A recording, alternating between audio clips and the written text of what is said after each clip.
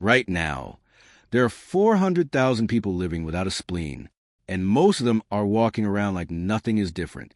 But something is different, something important. Without a spleen, a simple infection your body would normally fight in days can kill a person without a spleen in hours. No warning, no time, just a fever that becomes a medical emergency. This is your spleen. Most people cannot point to it on their own body. Most people never think about it. Until a doctor says it needs to come out, we remove it in this video and show you what life looks like for those 400,000 people. Second by second, here is what your body loses when the spleen disappears. The spleen sits on the left side of your body, just under your left rib cage, about the size of your fist. It is dark purple-red, soft, spongy, and more fragile than almost any other organ in the body. Job 1. The spleen filters your blood.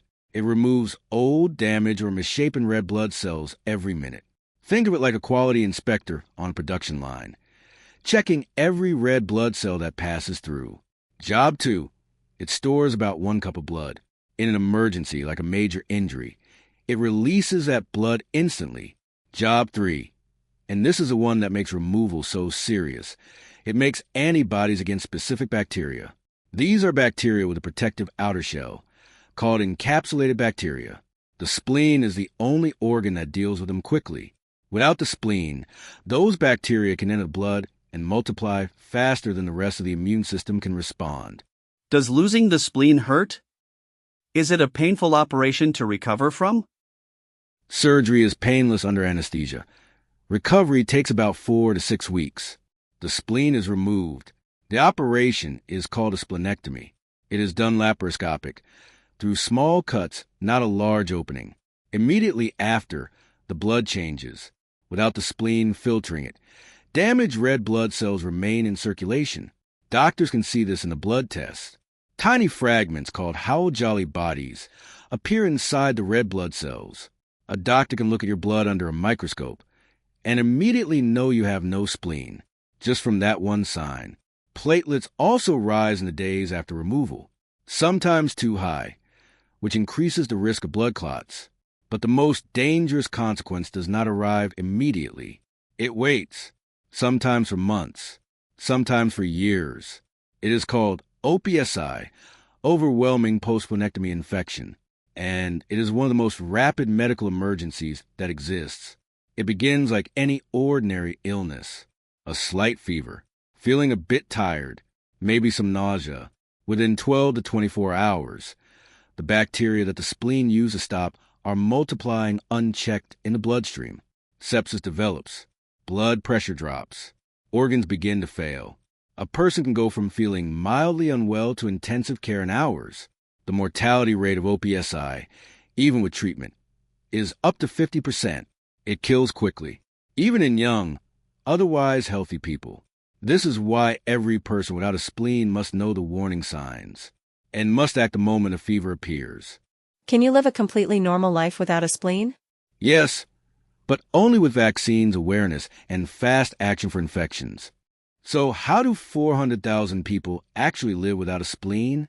The honest answer, mostly the same as everyone else. They go to work. They exercise. They travel. They raise families. Most people looking at them have no idea, but they carry something extra, an awareness that most people never have to develop, and a small emergency plan. Many wear a medical alert bracelet or carry a card. It says, "I have no spleen. I am at high risk from certain infections." In an emergency, if they are unconscious in an accident or cannot speak, that bracelet could save their life. Most also carry an emergency antibiotic supply, usually amoxicillin or coamoxiclav, wherever they go. If they develop a fever, especially above 38 degrees, the guidance is clear. Take the antibiotics immediately and go to hospital. Do not wait for morning. Do not see if it passes. Go, because with OPSI, waiting even a few hours can be fatal.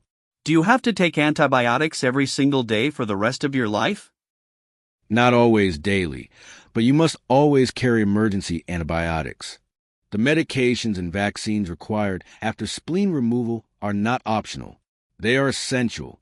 They are what makes normal life possible. Vaccine 1, the pneumococcal vaccine. This protects against Streptococcus pneumoniae, the most common cause of OPSI. Vaccine 2, the meningococcal vaccine. Protects against meningitis bacteria. Needed before and after splenectomy. Vaccine 3, the Haemophilus influenza type B vaccine. Another encapsulated bacterium, the spleen specifically handled.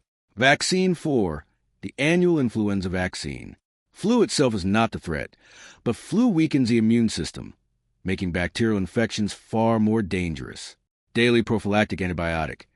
Usually penicillin V taken twice a day, for a minimum of 2 years, often longer in children or high-risk adults. Prevention is everything when you have no spleen. The goal is to stop an infection before it ever reaches the bloodstream. Know the fever rule. Any fever over 38 degrees is a medical emergency. Take your emergency antibiotics immediately and go to A&E. Travel precautions. If traveling to areas with malaria, get proper anti-malarial medication. Malaria is significantly more dangerous without a spleen. Animal bites and scratches carry extra risk. Capnocytophaga bacteria, carried in dog and cat saliva, can cause fatal sepsis in asplenic people. Always inform every doctor, dentist, or healthcare provider that you have no spleen. It changes how they treat you. Keep your vaccine records updated. Boosters are needed every 5 years for pneumococcal and regularly for meningococcal. Never skip them. 3 things about the spleen that most people never know. First, your spleen stores about 1 cup of blood. In a serious emergency, like an accident, it contracts and releases that blood instantly into your circulation. This emergency blood release can be the difference between surviving and not surviving a traumatic injury. The spleen is a silent emergency reserve. Second, doctors can tell you have no spleen just from a blood test. Howell-Jolly bodies, tiny nuclear remnants in red blood cells, only appear when no spleen is present to clean them out. Third, the spleen was once considered unnecessary. Surgeons removed it routinely for minor injuries. Patients seemed fine. Then OPSI deaths started appearing. Doctors were wrong. Today, surgeons try to preserve as much of the spleen as possible. Even a small piece still functioning reduces infection risk significantly. If you have no spleen, you are not alone. 400,000 people live full lives without one every day. But knowledge is your protection. If this video helped you understand something important, please subscribe. Every week we remove one more part of the body.